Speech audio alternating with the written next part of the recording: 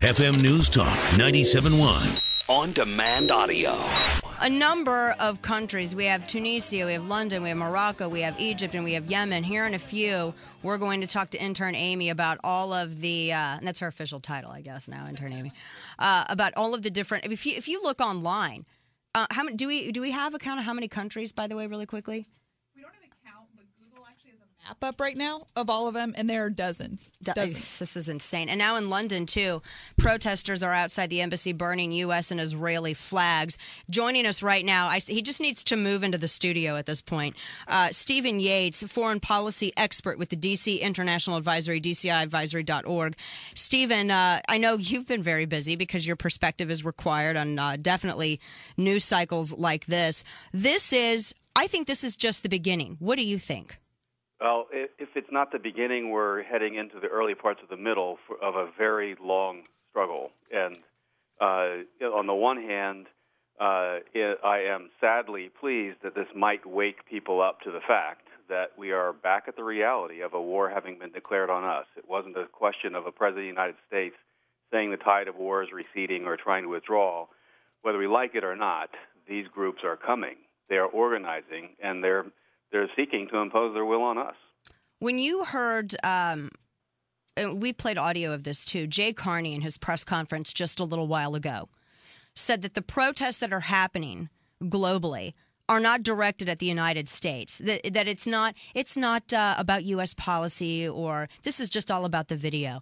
I call BS on that. I think that's a scapegoat. What do you think? Well, I think you might even be charitable in that regard, unless the press secretary of the President of the United States doesn't recognize the red, white, and blue flag.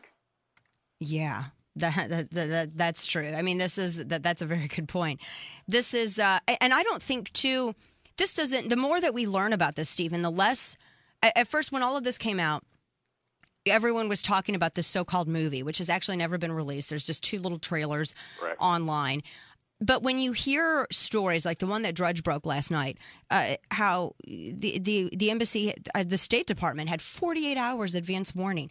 And then there are more stories that they may have even known about this even further back, even all the way back to September 4th. Then there were stories about how staffs from various embassies around the world had petitioned the State Department saying that they needed more funds for security.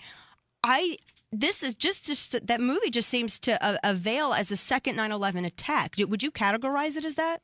It was all of this movement was timed towards the anniversary of 9/11. The movie was at best a fortuitous coincidence for the people who claim it as motivation, but they had set these things in motion well in advance of that.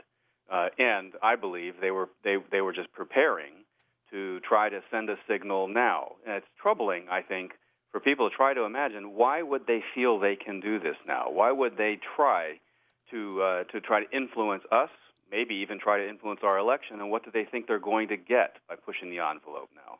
Right. The White House and the State Department seem to be contradicting each other on whether or not Egypt is an ally. And it seems to me that you have Mohamed Morsi, who waits 2 days to even condemn the attacks. But on the first day, he was very sure to order the U.S., you need to protect Islam, and to inquire about whether or not he could exploit our legal system to persecute people who made this so-called film that they're using as an excuse. He does not sound like an ally to me. He sounds like the head of a very fundamentalist, extremist, terrorist religious group masquerading as a political party that we're just trying to placate right now to avoid further conflict. Is that's how do you interpret that? Do you consider him an ally? Definitely not. And I wish you were wrong, but I think you are correct.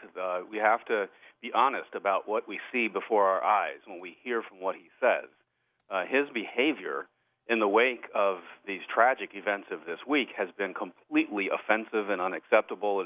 You can't say that someone is a person you can do business with at the same time they are behaving as your enemy. And he is definitely behaving as our enemy. Now, it doesn't mean the country of Egypt is and should be written off entirely.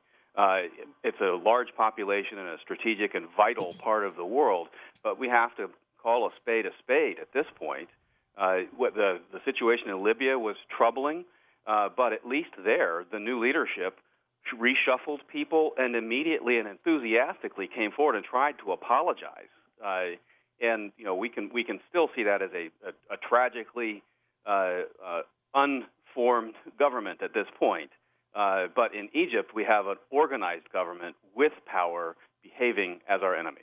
I know that there was a period of time before Morsi took power, so to speak, in Egypt, where it was the military that kind of had a very iffy relationship with the ruling party. Is that still a factor? Because the military seemed to be promoting the former secular stance of the old Mubarak government. Is that still a factor in all of this? It is still a factor, but I draw a comparison with the realities we've wrestled with in Pakistan over the last decade, where we have weak leaders who tend to come forward if they are secular, and then you have a large number of compromised Islamist groups that are seeking to influence the politics, and we rely upon a military to balance and try to contain the risks that these extremist groups present. Unfortunately, Egypt seems to be evolving in the direction of a larger, more strategically located Pakistan, and that should shock everyone. Yeah, very much so. The two warships that are heading to Libya right now, there were reports that the Pentagon had directed them. Is this to provide backup for Benghazi, or what's the story behind this? My assumption in this, of course, they don't choose to pick up the phone and consult me about movements of ships, but they should perhaps. But I think they should. They see this as a show of force. At this point, though, I think reasonable people need to ask: is any group that seeks to challenge the United States at this point threatened by the notion that this president might militarily intervene against them? He has spent the entire year taking credit for ending wars, killing the bad guys. It's all under control. We're better off now than we were 4 years ago. And unfortunately, the Islamists seem to be voting on the other side of that equation. What steps can be what can be done at this point? I don't think anything like this can be contained. I think that the administration needs to be aggressive. I'm not sure that they can be, and I don't know what all of this is going to look like in 50 some odd days time when elections take place, and then a couple of months after that, finally, when if Republicans end up winning, if there's a change of power in D.C. What do you anticipate? Because already we see that there are bomb threats being called into a number of universities. There was a nuclear reactor in Texas, apparently, that was evacuated. There's all kinds of stuff. This is just exploding, Steve. Where do we go from here? It's almost overwhelming. Well, I'm very concerned about the direction it appears to be going. At best, for us, this is a large, threatening public relations exercise on the part of the Islamists to push back the United States from intervening in the favor of those who are opposing these new governments from emerging. But I'm afraid it's not going to be a best-case scenario, that this is just about influencing public opinion, that these people actually have deadly designs, and that unfortunately the diplomatic compound in Benghazi is not likely to be the last property targeted by these groups. And, unfortunately, the countries that have been made unstable in recent months are not likely to be the last.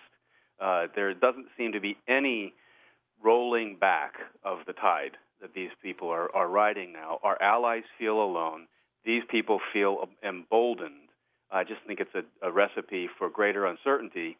And even if Governor Romney were to win and seeks to turn the corner on this, he will be digging out of a very deep hole and trying to rebuild credibility, rebuild influence in this dangerous part of the world. Yeah, absolutely. Well, we'll definitely have our eye on this. And Stephen, we so appreciate you joining us repeatedly this week as this story just unfolds. This is unbelievable. Stephen Yates, D.C. International Advisory. Stephen, thank you as always. Thank you. Take care. Take care.